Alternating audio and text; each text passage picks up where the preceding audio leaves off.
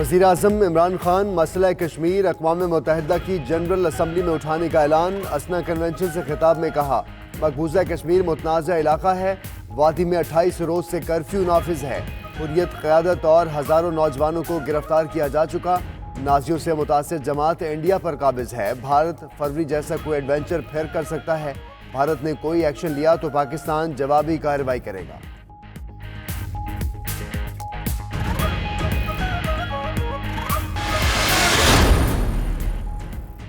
دہشت گردی کا اسلام سے کوئی تعلق نہیں، اسلام امن کا مذہب ہے اور امن سے رہنے کا درس دیتا ہے۔ وزیر اعظم عمران خان کا اسنا کنونشن سے خطاب۔ یورپ میں بھی مسلمانوں کی مساجد پر حملے ہوئے، 9/11 سے پہلے تامل ٹائیگرز خودکش دھماکوں میں ملوث تھے، پاکستان میں اقلیتوں کو مساوی حقوق حاصل ہیں۔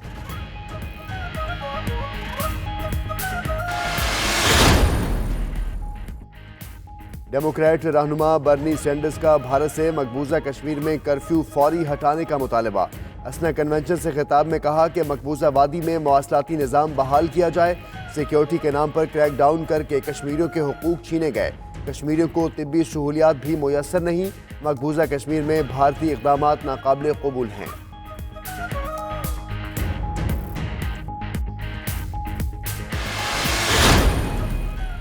کرفیو اور پابندیاں، جنت نظیر وادی کو جیل بنے آج 28واں دن ہے، مقبوضہ وادی میں غذائی بحران شدید ہو گیا، ادویات بھی ناپید ہیں، گلی محلوں میں تعینات قابض فورسز نے کشمیریوں کی زندگی جہنم بنا دی، نڈر کشمیری عوام کا تمام تر پابندیوں کے باوجود احتجاج کا سلسلہ جاری ہے۔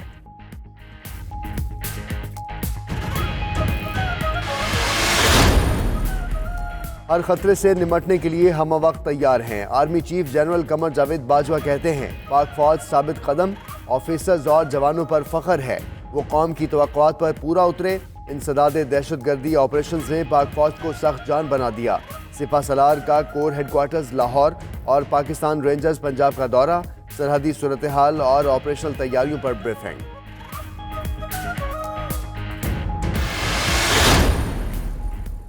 محرم الحرام 1441 ہجری کا آغاز، پاکستان میں آج یکم محرم الحرام ہے، یوم عاشور منگل 10 ستمبر کو ہوگا۔ مرکزی رویت ہلال کمیٹی کے اجلاس کے بعد چیئرمین مفتی منیب الرحمان نے چاند نظر آنے کا اعلان کیا۔